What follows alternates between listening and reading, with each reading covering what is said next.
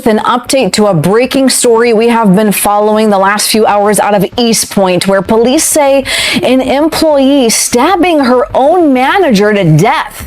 This all happening inside a McDonald's on 9 Mile. That's where we find Fox 2's Camille Amiri joining us with the latest. Camille, a lot coming out of this. Morning rush hour at an East Point, Michigan McDonald's was unfolding as usual when a crew member walked out after an argument, telling coworkers, "I'll be back." I was wrongfully treated today at work. I was literally physically tapped on a lot of times. My name kept getting called. I was doing a great job. I kept getting sabotaged, tempted, so my button can get pressed and I can go out of character. So although I went out of character, all I could say was stop talking to me. That's all I could say. Stop talking to me. And to walk into my space still bothering me, and I said, get away from me. Please get out of my space if you don't mind. I can't talk right now, and you still continue to touch me. That made me very unhappy. Minutes later, the same restaurant manager lay on the tile with fatal stab wounds. The victim was Jennifer Harris, 39, a longtime manager supporting 6 children. The attacker was Afeni Badu Muhammad, 26, a recent hire juggling multiple jobs and self-publishing rap videos under the alias Risen Phoenix. Harris had earned a reputation for running a tight but fair workplace. Muhammad, by contrast, had struggled with repeated corrections for phone use, incomplete prep, and disagreements over shift coverage. Each early dismissal felt personal to her. 2 days before the killing, she recorded herself in uniform, posting an Instagram rant that branded Harris a bully and warned that somebody's going to do something about that. By the same person. I'm telling you, she's a bully. This shit isn't funny. She needs to understand that just because she's a mother and got children doesn't mean that she can come in this store, disrespecting people, talking to them like everybody's beneath her. She has no respect. And it isn't funny at all. Like, seriously, man, I got shit I gotta take care of. And she keeps sending me home early. It's not funny. She's playing games. And then all day, throughout the day, she keeps sending her little racial shit. And then throughout the day, she keeps on, putting negative energy in the air, talking about people, gossiping about people. It's not funny, man. That shit gonna have to stop. She's a bully. I'm telling you. She's a bully. She brings a lot of negative energy in there. She always panic when there's a lot going on, and then she try to manipulate that and make it seem like we ain't doing something right, but we are working really hard and doing great. It's just the fact that she panicked, and I caught her a few times making a mistake, and she tried to hurry up and play it off. Nobody's perfect. It's fucking McDonald's. It happens. You know what I mean? Sometimes, somebody might get confused. So fuck, it gets busy, yeah. But she needs to stop playing like she don't be making mistakes. I be catching her. So all that animosity and shit that she keep putting in the air and stuff, and then trying to tell me, I'm always snapping on people. No, that's false. No, I don't snap on people. I don't go in there doing that. I tell her, no, I make peace. That's what I'm doing. I've been creating peace. So all that negative energy that she's bringing in there and trying to manipulate it, no, that's going to stop. All that negative shit she's saying about, her personal life, all of that. No, she's bringing all of that in there and then playing games saying she want to take her belt off and beat somebody. Y'all act like my kids in here. No, we ain't your kids. Respect us. Stop talking to us like that. That shit is crazy. I'm telling you. But to get sent home 2 days in a row, man, and I came in on my off day to make up my time, and she still sends me home early, it's not funny. Somebody gonna have to do something about that. It's not funny. The clip drew little notice and no formal report. Tension peaked on a Thursday morning during the breakfast rush. Security footage later showed Muhammad video recording near dry storage instead of assembling orders. Harris ordered her to clock out and leave, her second early dismissal that week. Muhammad muttered the same threat, walked to her car, and drove a few blocks to a park. Inside her sedan, she stared at a kitchen knife she routinely carried. She slipped on a hoodie and mask, gripped the knife, and drove straight back to the restaurant. Entering through the employee door, she moved directly toward Harris, who was printing drive-through tickets. Muhammad raised the knife and stabbed Harris repeatedly, later tallied at roughly 15 wounds. Staff and customers froze in disbelief until a customer waiting at the drive-thru, licensed to carry a firearm, heard the commotion, drew his pistol and fired a single warning shot through the open service window. The sound halted the attack. Muhammad dropped the knife and sprinted outside. The armed customer followed and confronted her near her car, holding her at gunpoint until police arrived. Officers arrested Muhammad and recovered the blood-stained knife while paramedics tried to save Harris.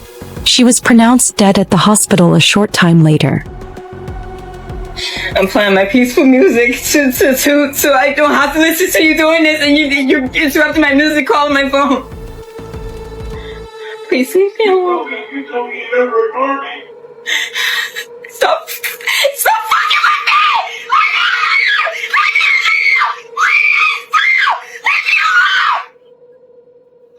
Please! Please leave me alone!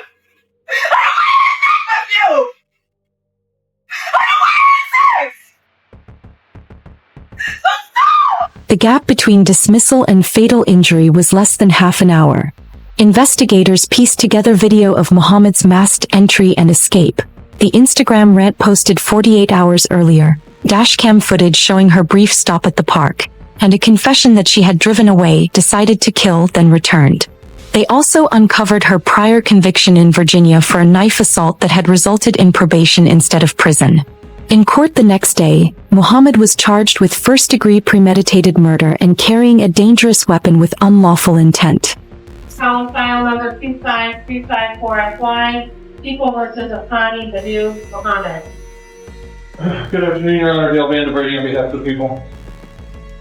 Your Honor, Josh on the train on behalf of Mr. Muhammad is standing to my left, and jury file please state your name. The thing is, I'll do Mohammed, but I also go by Raising Phoenix. Thank you. You're here today for the probable cause conference. Counsel, are you involved in this in some way? Yes, Your Honor, Captain Romero Bolden, 25323, second chair in Louisiana. That's correct. Very good. And you're asking that this matter be adjourned for discovery, number one, and number two, you want to be heard to express confidence and possibility, correct? Yes, no, that's right.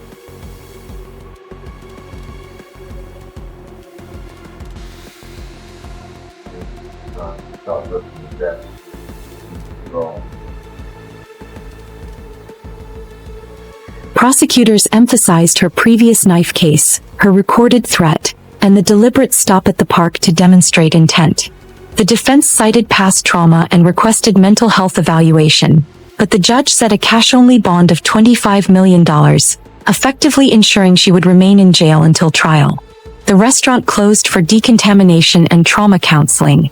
Days later, workers, customers, and neighbors released red and white balloons outside the building to honor Harris.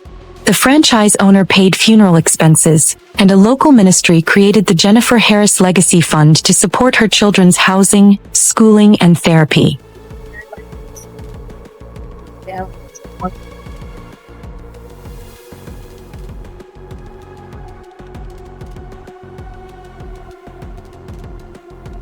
My mom was good. My mom was so good.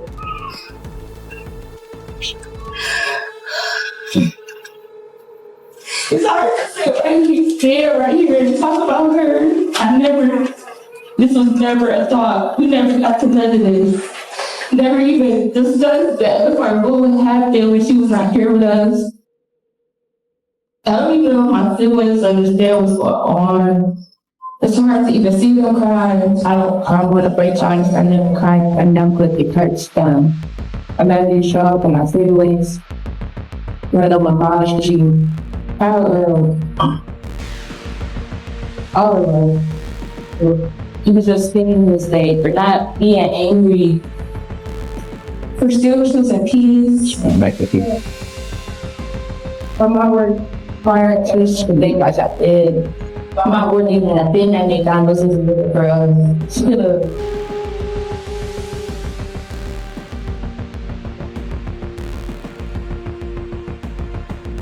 My mom, like I said, she hadn't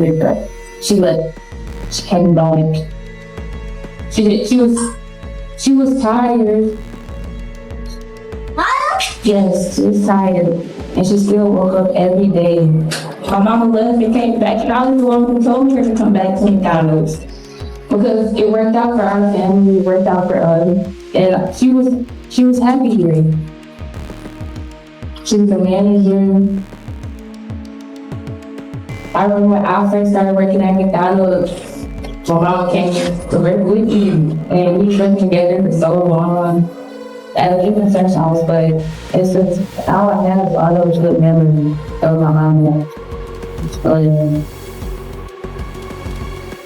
These past couple days, all I could think of is me and my mama and there. What a job. Then, being attacked by somebody that she trusted.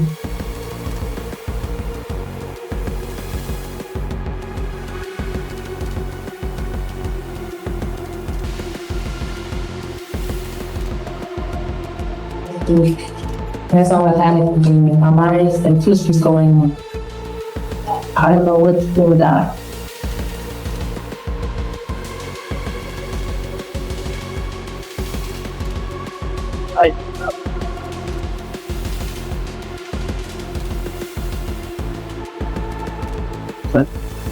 Antonia wants to read to you a message from her father.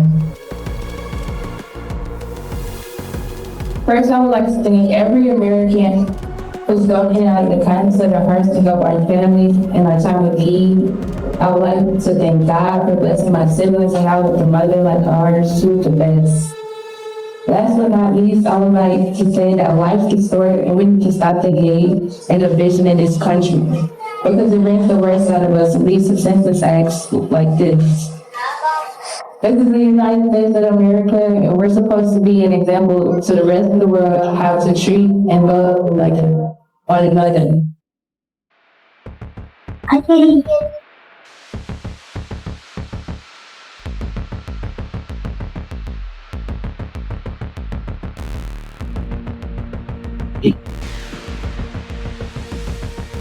okay.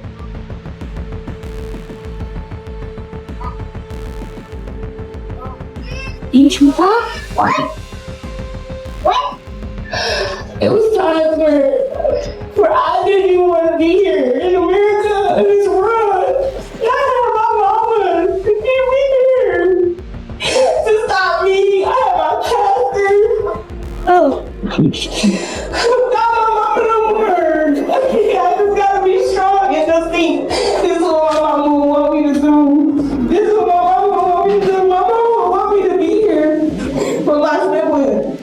I can't just shut down. I can't turn off my phone. I can't just live my own life no more. I gotta be here for my mama to just take over. I gotta be strong to my mama. Even though I don't want to, I just want to be back with my mama. My mama wanted to live. Why? She didn't want to die. She wanted to be here with us. She wanted me to be here with us. How did you know that? I don't even want to be here no more. I don't want to be with my mama. No.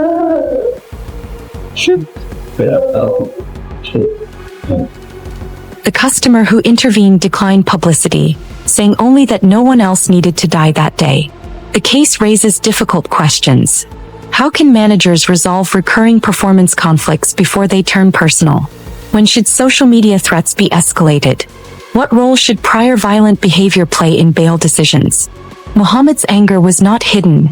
It was posted publicly. Yet no policy required action.